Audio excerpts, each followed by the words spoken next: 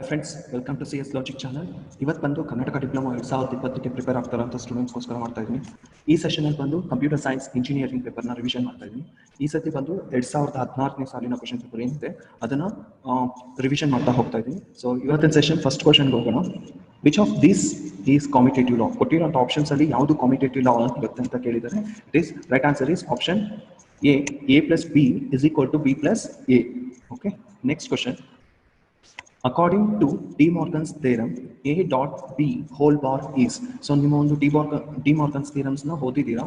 So ಅದರ De Morgan's theorem states A dot B bar ಆಗಿದ್ರೆ ಇದನ್ನ ಈಕ್ವಾಲೆಂಟ್ ಏನಾಗಿರುತ್ತೆ ಅಂದ್ರೆ A ಬಾರ್ ಡಾಟ್ ಇರೋದೇನಾಗುತ್ತೆ ಅಂದ್ರೆ ಪಾಸಿಟಿವ್, ಅಂದ್ರೆ ಮಲ್ಟಿಪ್ಲಿಕೇಶನ್ ಇರೋದು ಅಡಿಷನ್ ಆಗುತ್ತೆ.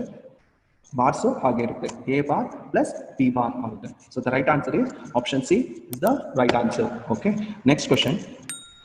Which of this is an universal gate? ಕೊಟ್ಟಿರೋ ಆಪ್ಷನ್ಸ್ ಅಲ್ಲಿ ಯಾವುದು ಯೂನಿವರ್ಸಲ್ ಗೇಟ್ಸ್ ಅಂತ ಕೇಳಿದ್ದಾರೆ. ಎರಡು ಯೂನಿವರ್ಸಲ್ ಗೇಟ್ಸ್ ಬರುತ್ತೆ, ನ್ಯಾಂಡ್ ನಾರ್. ಸೊ ಇಲ್ಲಿ ಕೊಟ್ಟಿರೋದು ಒಂದೇ ಆಪ್ಷನ್ಸ್ ಅಲ್ಲಿ ನ್ಯಾಂಡ್ ಅಂತ ಕೊಟ್ಟಿದ್ದಾರೆ. So the option A is the right answer. Next question. The bit at the input is transferred to the output of the flip-flop when the next clock pulse is applied in. So ನಿಮ್ಮ ಒಂದು flip-flap ಬಗ್ಗೆ ಕೇಳಿದ್ದಾರೆ. Flip-flap ಬಗ್ಗೆ ಹೇಗೆ ಕೇಳಿದ್ದಾರೆ ಅಂದರೆ the bit of the input is transfer to the output. So ನಿಮ್ಮ input ಅಲ್ಲಿ ಏನು ಕೊಡ್ತೀರಾ ಔಟ್ಪುಟ್ಗೆ ಟ್ರಾನ್ಸ್ಫರ್ ಮಾಡುವಂಥ ಫ್ಲಿಪ್-ಫ್ಲಾಪ್ ಯಾವುದು ಅಂತ ಕೇಳಿದ್ದಾರೆ. ಓಕೆನಾ? So it is right answer is option 2 T flip-flops. Okay, next question. Dash is a combinational circuit that converts binary information from n input lines to maximum of 2 to the power of n unique lines. So ಯಾವ ಒಂದು combinational circuits ನಿಮ್ಮ ಒಂದು n binary input lines ನ 2 to the power of n unique lines ಆಗಿ convert ಮಾಡುತ್ತೆ ಅಂತ ಕೇಳಿದ್ದಾರೆ. So the right answer is option D, that is decoder. Okay, next question. The unit that performs arithmetic and logical operations is. So ಯಾವ ಕೊಟ್ಟಿರುವಂಥ options ಅಲ್ಲಿ ಯಾವುದು arithmetic ಅಂದ್ರೆ addition, subtraction, multiplication, division. Logical ಅಂದ್ರೆ and, ಆರು, X ಆರು, not. So these are logical operations. ಈ ಎಲ್ಲ ಎರಡು ಆಪರೇಷನ್ಸ್ ನ ಪರ್ಫಾರ್ಮ್ ಮಾಡುವಂತ ಯೂನಿಟ್ ಯಾವುದು ಅಂತ ಕೇಳಿದ್ದಾರೆ. The right answer is ALU. ALU ಅಂದ್ರೆ arithmetic and logical unit. Okay, next question. Terabyte comprises of. So ನಿಮ್ಮ ಒಂದು ಟೆರಾಬೈಟ್ಸು ಎಷ್ಟಕ್ಕೆ ಈಕ್ವಲೆಂಟ್ ಆಗಿರುತ್ತೆ ಅಂತ ಕೇಳಿದ್ದಾರೆ. ದ ರೈಟ್ ಆನ್ಸರ್ ಇಸ್ 1024 ಗಿಗಾಬೈಟ್ಸ್ಗೆ ಈಕ್ವಲೆಂಟ್ ಆಗಿರುತ್ತೆ 1 terabytes. Okay, next question. The storage that has high cost per bit of storage is. So ಯಾವ ಒಂದು ಸ್ಟೋರೇಜ್ನ high cost per bit of storage ಆಗಿರುತ್ತೆ ಅಂತ ಇಲ್ಲಿ ಕೊಟ್ಟಿರುವಂಥ ಯಾವ ಸ್ಟೋರೇಜು ಅಂತ ಕೇಳಿದ್ದಾರೆ. The right answer is caches memory. Okay, next question. A spiral shape track formatting is present in. ನಿಮ್ಮ ಒಂದು spiral shape track of formatting ಯಾವುದ್ರಲ್ಲಿ ಇರುತ್ತೆ ಅಂತ ಕೇಳಿದ್ದಾರೆ. So the right answer is optical ಡಿಸ್ಕಲ್ಲಿ. ಸೊ ಆಪ್ಟಿಕಲ್ ಡಿಸ್ಕಲ್ಲಿ ನಿಮ್ಮ ಒಂದು ಸ್ಕ್ವೈರಲ್ ಶೇಪ್ನು ಟ್ರ್ಯಾಕ್ ಇರುತ್ತೆ. ಓಕೆನಾ? So next question.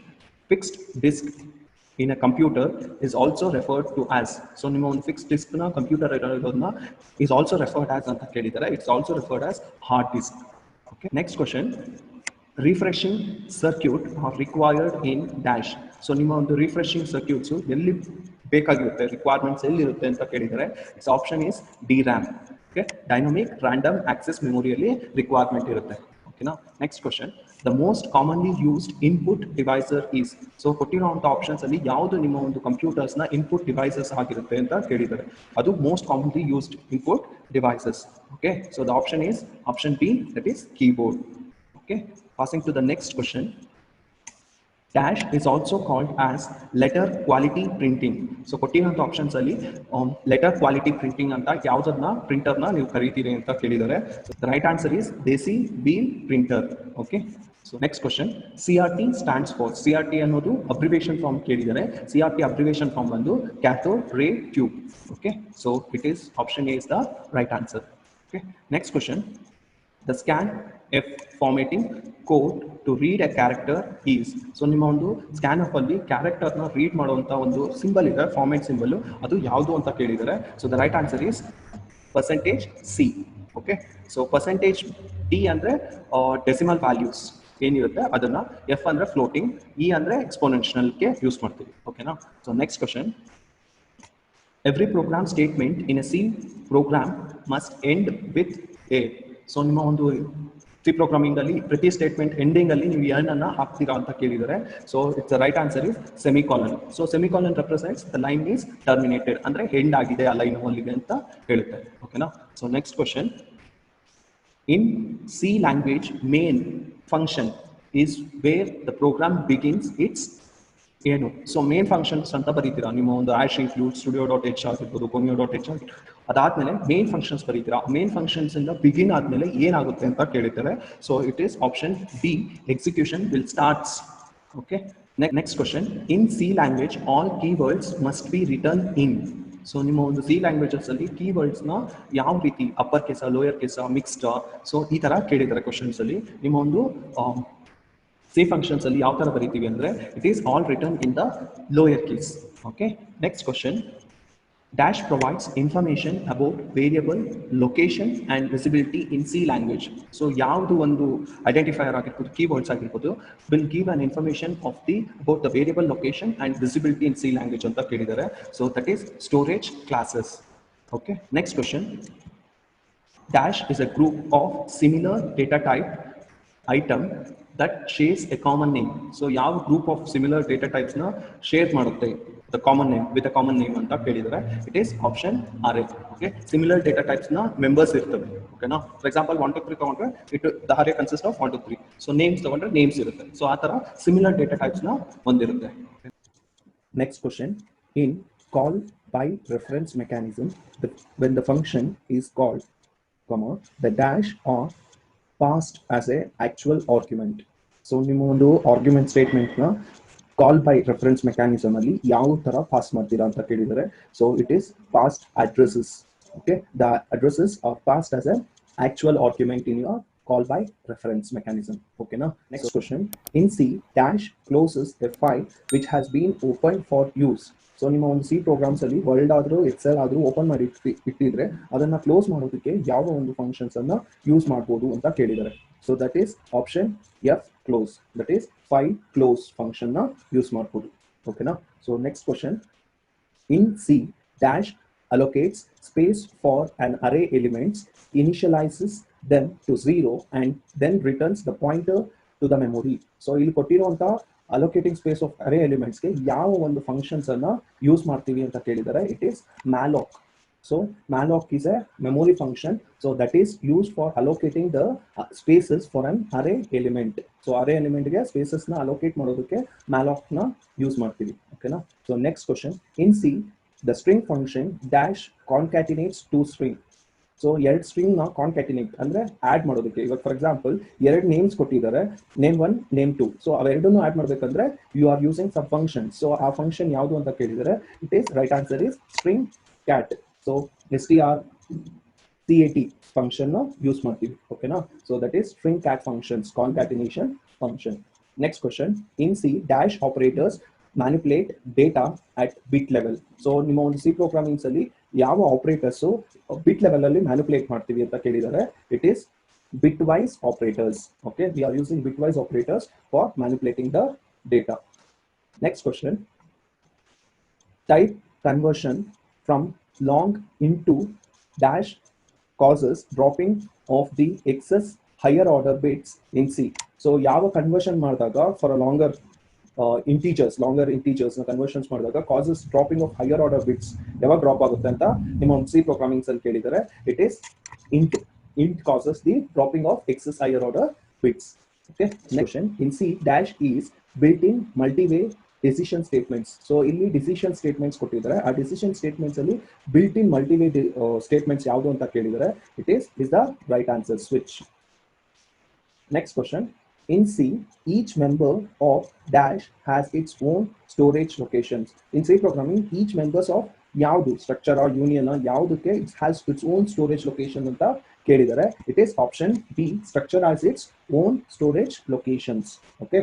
So next question, the dash tells that the variable is a pointer variable in C. So ನಿಮ್ಮ ಒಂದು ಯಾವ ವೇರಿಯಬಲ್ಸ್ ನ ಹಾಕಿದ್ರೆ ಅದು ವೇರಿಯಬಲ್ ಪಾಯಿಂಟರ್ ಅಂತ ಇಂಡಿಕೇಶನ್ಸ್ ತೋರಿಸುತ್ತೆ ಅಂತ ಕೇಳಿದರೆ ಯು ಆರ್ ಸ್ಟಾರ್ ನ ಹಾಕಿದ್ರೆ ನಿಮ್ಮ ಒಂದು ಸಿ ಪ್ರೋಗ್ರಾಮಿಂಗ್ ಅಲ್ಲಿ it represents the pointer as a variable.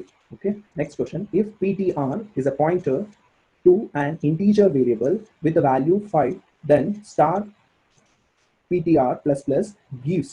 So ನಿಮ್ಮ ಒಂದು ptr ಅನ್ನೋದು ಪಾಯಿಂಟರ್ ವೇರಿಯೇಬಲ್ ಆಗಿದ್ರೆ ವ್ಯಾಲ್ಯೂ ಅದ್ರದ್ದು ವ್ಯಾಲ್ಯೂ ಎಷ್ಟಿದೆ 5 ಇದೆ. ಸೊ ptr ಅದ್ರದ್ದು ಪ್ಲಸ್ ಪ್ಲಸ್ ಅಂತ ಕೊಟ್ಟಿದ್ರೆ ಎಷ್ಟಾಗುತ್ತೆ ಅಂತ ಕೇಳಿದ್ದಾರೆ. It the right answer is option 3 6 ಆಗುತ್ತೆ. ಹೆಂಗಂದ್ರೆ pt ಪ್ಲಸ್ ಪ್ಲಸ್ ಅಂದ್ರೆ so ptr is nothing but 5 plus plus ಆಗಿರೋದ್ರಿಂದ ಏನಾಗುತ್ತೆ ಪ್ಲಸ್ 1 ಅನ್ನ ಆಡ್ ಮಾಡಬೇಕಾಗುತ್ತೆ. So it is 6 is the ptr plus plus ಆದ್ರೆ.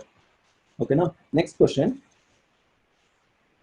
dash is not an example for derived data types. So derived data types ke idu example alla anta kelidare. It is double. Okay, double is not an example for derived data types. Next question, push is the operation performed on dash data structures. ನಿಮ್ಮ ಒಂದು push operation pop operations ಅಂತ ಇರುತ್ತೆ, ಎರಡು operations. So push operations ನ ಯಾವುದ್ರ ಮೇಲೆ perform ಮಾಡ್ತೀವಿ ಅಂತ ಕೇಳಿದ್ದಾರೆ. ಓಕೆನಾ. So the right answer is stack data structures ಮೇಲೆ you are performing the push operations.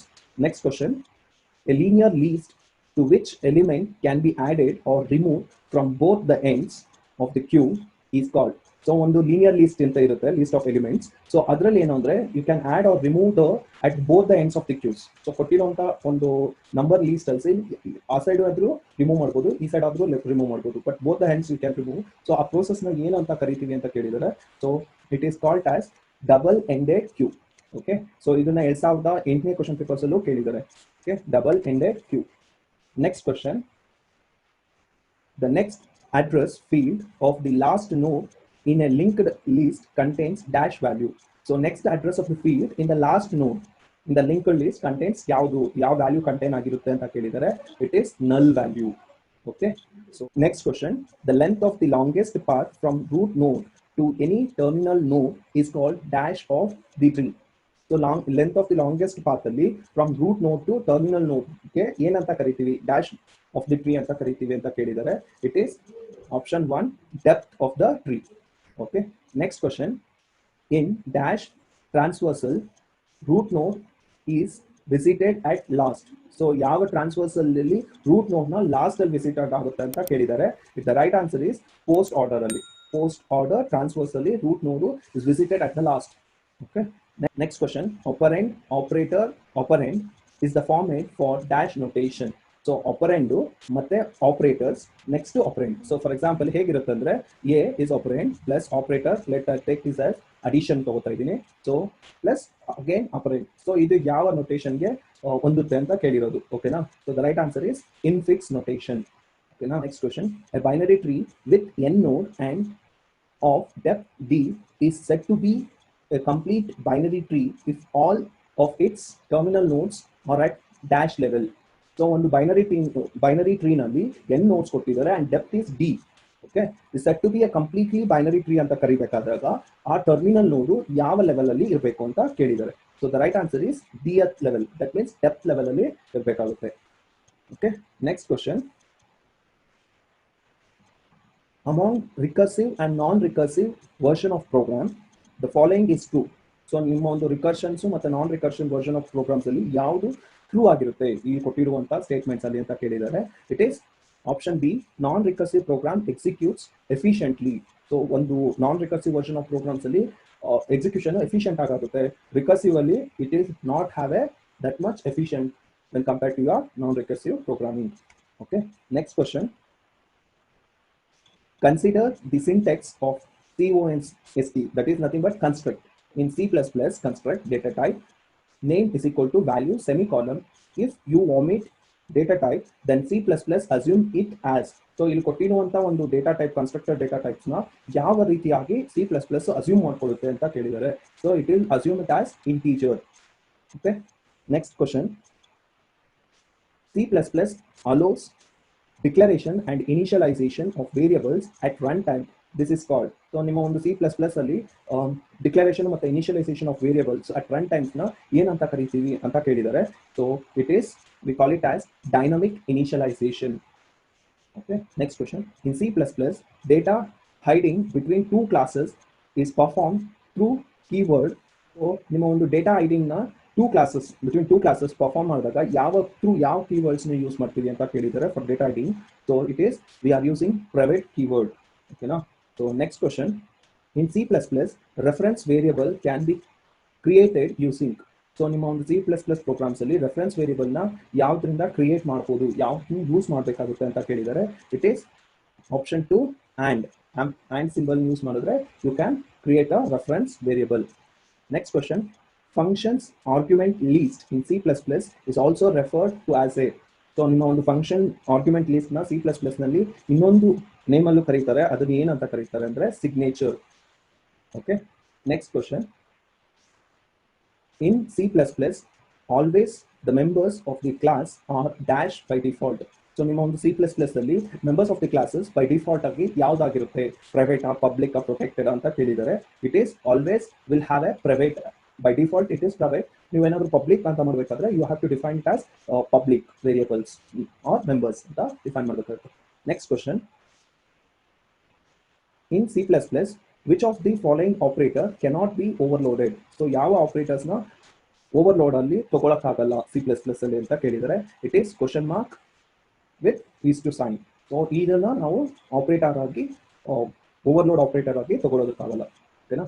Next question, the technique of deriving a new class from an old existing class is called. So ನಿಮ್ಮ ಒಂದು technique derive classes ಅಲ್ಲಿ deriving a new classes from existing class, ಹಳೆ class ಅಲ್ಲಿ new classes ನ derive ಮಾಡೋದಕ್ಕೆ ಏನಂತ ಕರಿತೀವಿ ಅಂತ ಕೇಳಿದರೆ it is we call it as inheritance. Okay, next question, in case of inheritance the technique of combining two or more forms of inheritance to derive a classes is known as. So ನಿಮ್ಮ ಒಂದು inheritance ಅಲ್ಲಿ ಒಂದು technique ಬರುತ್ತೆ, the technique of combining one forms or more forms of inheritance, ಅದನ್ನ derive classes ನ ಏನಂತ ಕರಿತೀವಿ ಅಂತ ಕೇಳಿದರೆ it is we call it as hybrid inheritance. Okay, next question, in C++ dash functions allow us to declare member functions both in a base class and redefine the same function with same name and same function protocol in its derived classes. Okay, so ಇಲ್ಲಿ ಕೊಟ್ಟಿರುವಂತ ಯಾವ functions ನ hello ಮಾಡಿದ್ರೆ ನಿಮ್ಮ ಒಂದು declaration of members both base classes ಅಲ್ಲೂ ಮತ್ತೆ redefine classes ಅಲ್ಲಿ same function same name protocols ನ ಡಿರೈವ್ ಮಾಡುತ್ತೆ ಅಂತ ಕೇಳಿದರೆ it is right answer is option C, virtual. Okay, next question, in C++ which of the following is a standard IO ಅಂದ್ರೆ input output stream object. So ನಿಮ್ಮ ಒಂದು C++ program ಅಲ್ಲಿ ಯಾವುದು IO stream object ಆಗಿರುತ್ತೆ ಅಂತ ಕೇಳಿದರೆ it is C out is the standard input output stream object ಆಗಿರುತ್ತೆ. ಓಕೆನಾ. ಸೊ ಟುಡೇ ಸೆಷನ್ ಇಲ್ಲಿಗೆ ವೈಂಡ್ ಅಪ್ ಮಾಡ್ತಾ ಇದ್ದೀನಿ. ನೆಕ್ಸ್ಟ್ ಸೆಷನ್ ಅಲ್ಲಿ ನೆಕ್ಸ್ಟ್ ರಿಮೈನಿಂಗ್ 50 ಕ್ವಶನ್ಸ್ ನ ಸಾಲ್ವ್ ಮಾಡ್ತಾ ಹೋಗೋಣ. ಓಕೆನಾ. Thank you. ನಿಮ್ಗೆ ಇಷ್ಟ ಆಗ್ತಾ ಇದ್ರೆ please subscribe to my channel. Thank you.